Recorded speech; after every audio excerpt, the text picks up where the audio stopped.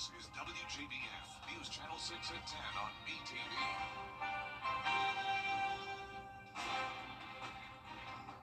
Good evening, I'm Hannah McDonald. Thank you for joining us. Coverage you can count on begins with South Carolina Governor Henry McDonald. A Richmond County man is now behind bars on sexual exploitation charges. 26-year-old Robert Woods has been charged with aggravated child molestation and sodomy. Investigators say Woods molested a child multiple times. Woods is being held in the Webster Detention Center. Time now for a first look of the weather with Chief Meteorologist Jenna Petracci. How's the weather looking? Well, it's looking a lot better than it was earlier. We did have storms come through the CSRA, bringing some flooding issues and also some strong to severe storms. We did have that one severe thunderstorm warning today and flooding up in Columbia County. But right now it's just a few lingering showers, nothing strong to severe. As we zoom into Edgefield County here, one area, heavy rain just outside of town. Then going down towards the metro, we have some spotty heavy rain as well. This is on the south side of Augusta. There's the latest scan. Now moving into Aiken near Burnett Town, and then a few showers down in northern Burke County as well. On our Terry Lambert Hyundai Skyview cam, you can see some raindrops on our lens. The winds are completely still tonight, and we will have some patchy fog develop as we go into our Friday morning. Now, right now, those temperatures are in the upper 60s through lower 70s, 70 at Augusta, 68 in Washington, and dew points are still high in the lower 70s as well. Winds are coming in at only 5 miles per hour in Edgefield and Saluda over towards Washington as well. And for our morning planner, once again, fog is possible with temperatures in the mid to upper 60s. And looking ahead, we are not out of the woods yet when it comes to the chance of severe weather. We'll have another high chance of rain and storms tomorrow afternoon, followed by sunshine and some cooler temperatures for the weekend. I'll have that full Viper 6 forecast coming up shortly, but back to you, Hannah. Thanks, Jenna. Richmond County Sheriff's Office held a downtown business leaders meeting earlier this afternoon. I attended the meeting and heard some of the complaints and praises business owners had. This effort is part of Sheriff Eugene Brantley's plan to build the relationship between the Sheriff's Office and downtown business owners. Part of the new downtown safety plan is to have at least 2 deputies on each downtown block of Broad Street from 9 p.m. until 3:30 a.m. This plan has been fully implemented, and one business owner says he has already seen the impacts. I think it's pretty amazing to see how this is almost an overnight difference.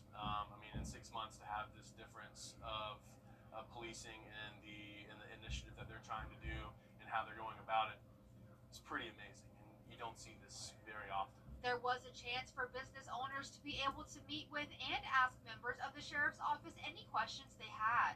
Pope says it's imperative for not only the Sheriff's Office, but also the Augusta Commission to speak and listen to business owners and residents. I think that's what we've all been talking about, right? We've all been talking about the lack of communication, the lack of transparency in the past, and to see that the commission wants to have these meetings, to see that the sheriff wants to have these meetings, it goes to show that we're trying to make these steps in the right direction for a better downtown. Statistics show crime has decreased tremendously since Sheriff Brantley took office, but he says there are always things they can improve. I think you could just hear that what we've done thus far is better than what was previously being done. And like I said, we still have some things we have to tweak and kind of work on to continue to make downtown safer. The Sheriff's Office plans to have these meetings every 4 months. The group reviewing Augusta's charter is narrowing down the most important issues in city government. The 11 members were secretly surveyed on what changes need to be made to the charter. The largest number of responses focused on the powers and authority of the mayor's office.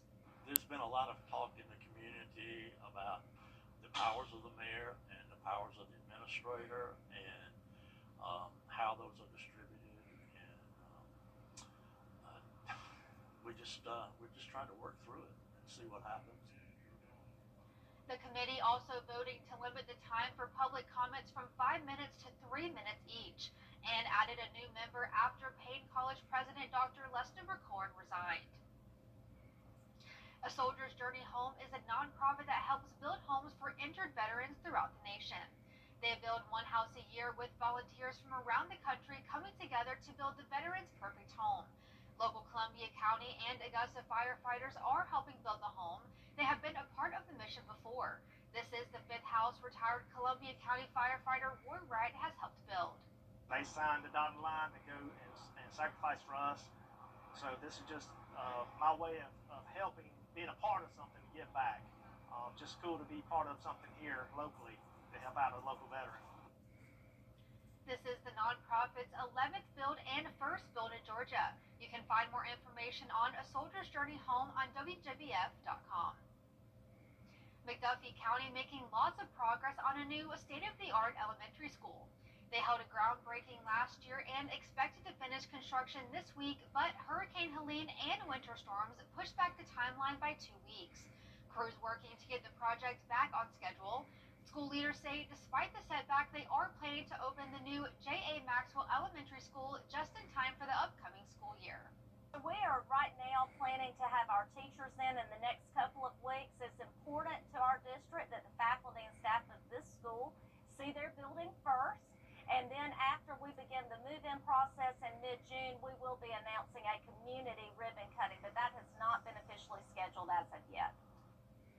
When finished, the school will have an outdoor classroom, a full-size gym, and 4 science, technology, engineering, and mathematics labs for pre-K through 3rd grade students. Coming up, students taking the next step towards their future. We'll have the latest on Silver Bluff's graduation ceremony after Jenna's forecast. And we'll have a dry start to our Friday, but once we get into the afternoon, another round of rain and storms headed our way, but we will dry out just in time for the weekend. I'll have that full forecast right after this break. Ronnie Clay here with Queen City Calendar. For years, WJBF News Channel 6 and our partners have championed local families through our Children First campaign. Together, our mission has always been to strengthen our community by uplifting children and their families across the CSRA. Count on News Channel 6 as we make a difference in the lives of local children. To learn more, visit WJBF.com/Children First. WJBF News Channel 6's Children First initiative is sponsored by Bridgestone and Moncostello Law Firm. Now, your most accurate forecast with WJBF Live Viper 6. Well, if you've been thinking that this has been a pretty wet month, you are correct. On average, for the month of May, we only pick up around 3 inches of rain. Last year, we got 3.5, and that was above average. But this year, we have over doubled that amount, so we are well above average. That has completely taken care of the drought. And you can see, looking at our statistics here, the last 11, or the top 11 spots here, we are now in 4th place for the wettest month, or wettest May on record. And it's possible that with more rain on the way tomorrow that we could get maybe up towards 1st place. We'll keep you updated on that, but we are keeping it dry now through our Friday morning. We do just have a few lingering showers here and there. As we take a closer look at the CSRA, you can see pretty much all of Georgia dry. That shower in Augusta has now moved into Aiken County, and we have some brief heavy rain over Edgefield County as well. Our Terry Limbert Hyundai Skyview cam looking good here at Washington Road. It definitely was a much different sight earlier with the thunderstorms coming down, but now it's quiet, 70 degrees, dew point also at 70. When the temperature and dew point match, that means we do have a lot of moisture around, and fog is possible for our Friday morning, along with some cloud cover. So the clouds are sticking around through Friday, and then finally we'll be back to sunshine as we go into the weekend. So we're watching this cold front out to the west. That's going to come through tomorrow afternoon, bringing us another round of rain and storms. Starting out your Friday morning with the fog and temperatures in the upper 60s, climbing into the lower 80s in the afternoon. And we will have a short window where there's an opportunity for strong to severe weather. Notice a slight risk across the entire CSRA, with the primary threats being heavy rain and damaging wind gusts, but we can't rule out hail and an isolated tornado or two. Here's our futurecast tomorrow at 6 a.m., just the clouds, but then here comes the rain and storms marching in along that cold front. And once the front passes, we'll have cooler and drier air take over with a northwest breeze going into our Saturday. The weekend looks dry, but we will have a reinforcing cold front move in, and that'll bring a little bit of cloud cover Saturday night and maybe a brief stray shower, but I'm still keeping those rain chances at 0%. Here's our futurecast at 1 o'clock Friday afternoon. Storms impact our northern counties first, move to the metro around 2, 3 o'clock, and then our southern line counties around 4 or 5 o'clock in the evening. And as this pushes through the CSRA, it will be weakening.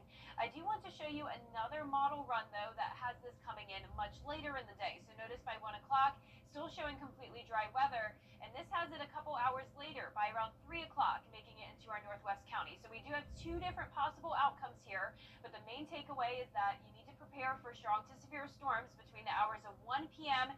to, I'd say, around 7 p.m.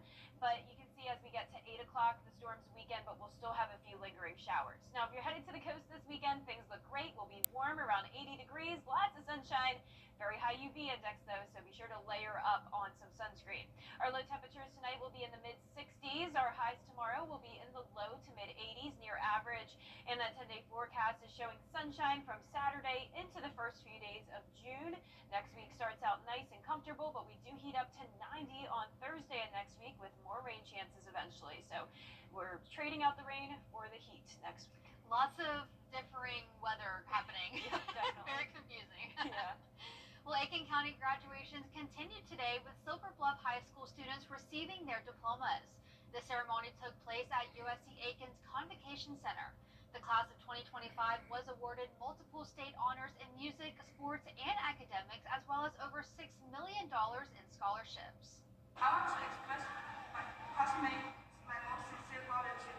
In this big family full of energy and effort, we have spent happiness and confusion, laughter, and tears together. On the road of learning, we support each other, make progress together, and grow in competition and friendships. Thank you, everyone. And for the last time, as a proud Silver High School student, go Bulldogs! Aiken County graduations continue tomorrow beginning at 9 a.m. with South Aiken High followed by Wagner Sally, Midland Valley, and North Augusta High School. Coming up, student loan payments, how Trump's big beautiful bill may affect monthly payments going forward. We'll have the latest when we return. Get the best insurance rate for your home or get the best insurance rate for your home or auto at Caps Insurance Agency. Come by or call us. Get covered with Caps today.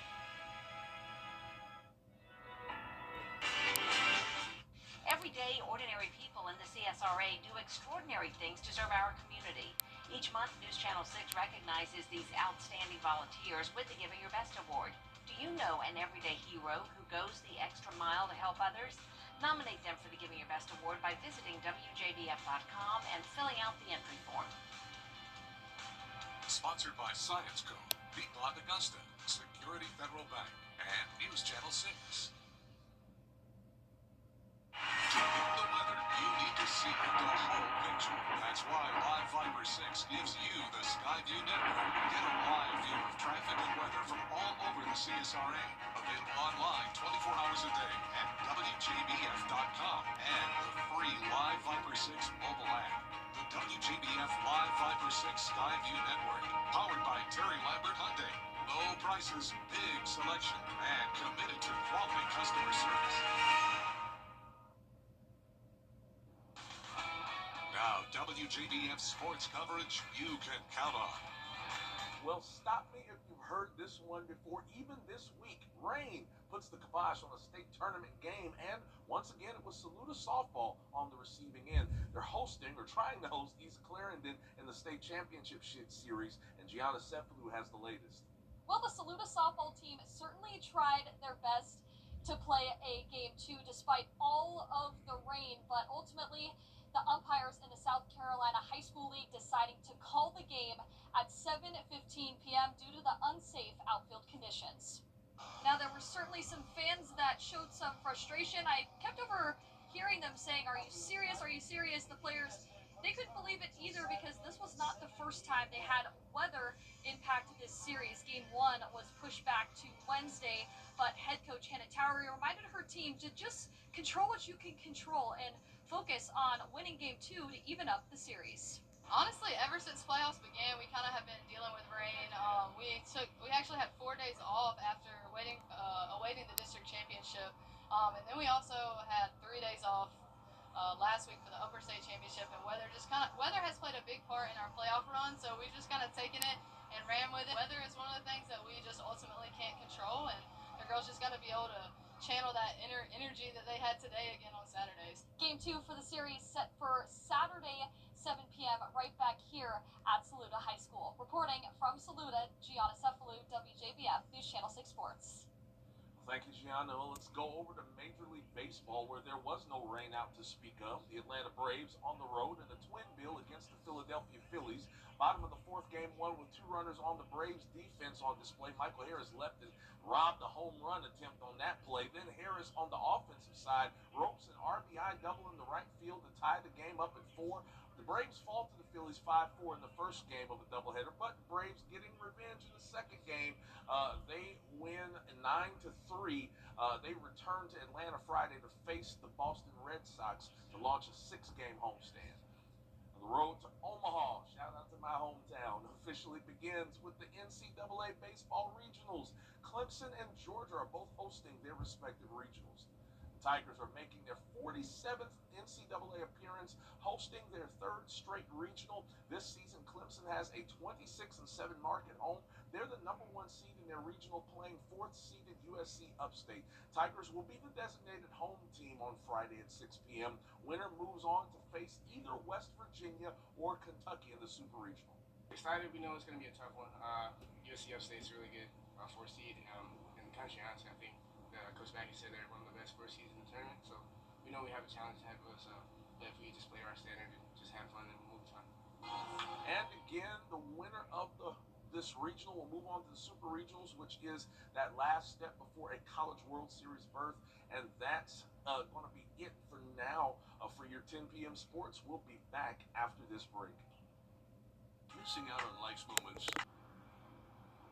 And last but not least, the small town of Clarksville, Mississippi had a visit from the team behind the movie called Sinners. The film is set in Clarksdale, but the town itself does not have a movie theater.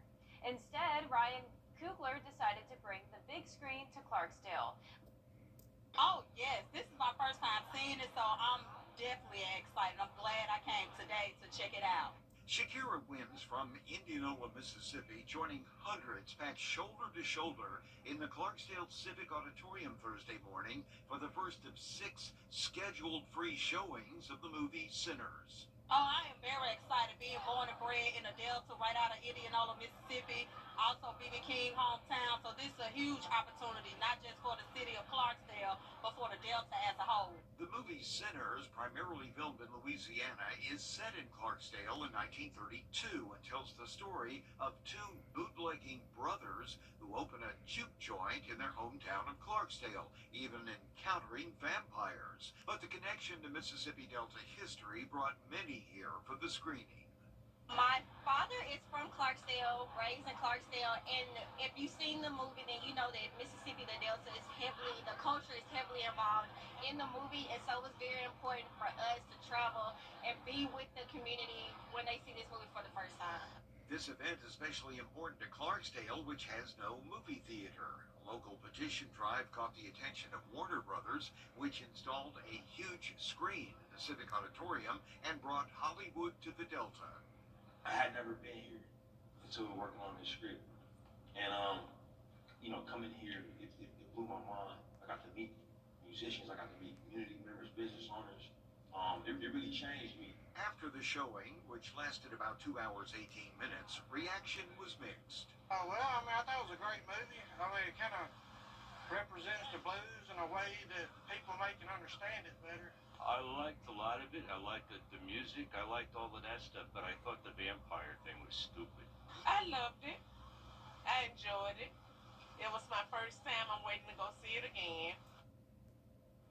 Wow, that is really cool. I know, I've heard so much about this movie. We'll have to go and see it. I haven't heard of it at all. Really? But I'm really glad the people there got to see it because it seems so important to them. Yeah. So I'll have to look into that. Yeah, I know Michael B. Jordan's in it, and Haley Steinfeld is in it. I don't know. Big names. I'm bad with actor names. But we have movie theaters here all around the CSRA, so all of us can go and see it very easily. Well, our forecast is showing nice weather as we head into the weekend, but first we will have that chance of storms tomorrow. And the news continues at the top of the hour on News Channel 6 at 11. And Hogan's Heroes